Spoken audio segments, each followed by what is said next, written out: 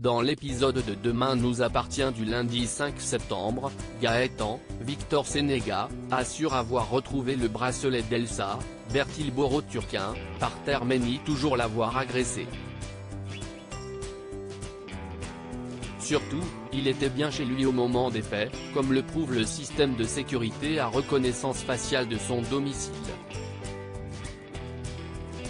Martin, Franck Monsigny, n'a donc d'autre choix que de relâcher le lycéen. De retour au lycée, Gaëtan n'hésite pas une seconde à confronter Elsa. Mais celle-ci n'a que faire, elle attend Timothée, Grégoire Champion, s'inquiétant puisqu'il ne répond plus à ses messages. Le jeune homme a en effet mis son téléphone en mode avion, recevant trop d'insultes depuis la fuite des photos d'Elsa.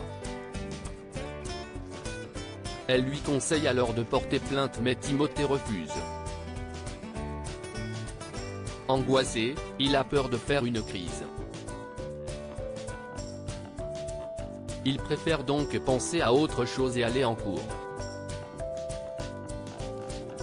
De quoi agacer Elsa qui estime qu'il se victimise alors que si est elle la victime dans cette histoire. Elle préfère donc ne plus le voir. Timothée craint qu'elle ait rompu. Malgré les conseils de son père, Farouk Bermouga, il refuse de lui envoyer un simple message d'excuse, estimant que cela ne sera pas suffisant. Surtout, il pense que son autisme n'est pas compatible avec une relation de couple, même avec une fille aussi exceptionnelle qu'Elsa. Au commissariat, les policiers n'ont aucune piste sur l'agresseur d'Elsa. Malgré toutes les caméras, il n'apparaît sur aucune image. Sarah, Camille Genot, suppose, dans un premier temps, qu'il a trafiqué les images de surveillance, avant de remarquer qu'une plaque d'égout a été soulevée. Cela fait-il, il ne le voit nulle part parce que l'homme se déplace par les égouts. Oma, Judith, Alice Varela, charge une camionnette d'huîtres avec son père. Moment durant lequel elle informe Alexandre Brasseur, que, malgré la reprise des cours, Jordan, Maxime Lelu, continuera de leur donner un coup de main de temps en temps. Alex en profite pour faire remarquer à sa fille que Jordan n'est pas insensible à son charme. De quoi embarrasser l'intéressé qui coupe court à la conversation et décide de se charger seul de la livraison. Au même moment, le mystérieux agresseur l'observe de loin. Alors que Judith met du temps à revenir de ses livraisons, Chloé, Ingrid Chauvin, commence à s'inquiéter. Judith, elle, reprend tout juste connaissance. Elle est enfermée dans sa camionnette, son haut est défait et elle panique. William craque pour Lisa, Victoire est en manque de Samuel Mona, Catherine Benguigui, débarque au Spoon avec une nouvelle recette, un risotto au poulet et champignons. Sauf que Bart, Hector Langevin, a déjà trouvé un chef, qui arrivera cet après-midi pour préparer le service du lendemain. Têtue, Mona décide donc de rester pour le service du midi.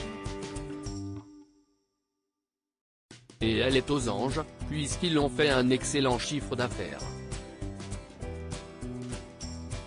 Elle prévoit même de réitérer l'exploit. Mais Bart la rappelle à l'ordre, un professionnel prend le relais. Son travail était parfait pour un ou deux services mais être chef, CIST également gérer des commandes, les stocks, négocier avec les fournisseurs, etc. Le nouveau chef du Spoon, Jérôme Dubreuil, Arthur Massot, fait son arrivée à ce moment-là. Il ne fallait pas davantage pour que Mona prenne la mouche. Alors qu'elle profite de la piscine, Lisa, Naïma Rodrigue, fait la connaissance de William, Kamel Belghazi, et Aurore, Julie Desbazac. Cette dernière ne savait pas que la capitaine Hassan était la cousine de Victoire, Solène Hébert, et trouve cette situation désagréable, puisqu'elles vont se voir quotidiennement au commissariat, puis chez elle. Pour briser la glace, Lisa lui propose donc un apéro. De quoi ravir William, qui ne semble pas indifférent au charme de sa nouvelle voisine. Toutefois, Lisa lui annonce que cet apéritif est exclusivement réservé aux femmes, prétextant que Victoire n'a pas envie de voir de couple. Ce fameux apéro se transforme en pool party lors duquel sont également présentes Alma, Camille de Pazy, et Soraya, Kenza Saïd Couton. Cocktail, confidences et rigolades sont au programme. Sauf qu'elles sont interrompues par William qui réussit à les convaincre de les inviter, puisqu'il a ramené avec lui une très bonne bouteille de vin. Sauf qu'en fin de compte, Victoire a beaucoup bu et le manque de Samuel, Axel Kinner, se fait plus que jamais ressentir.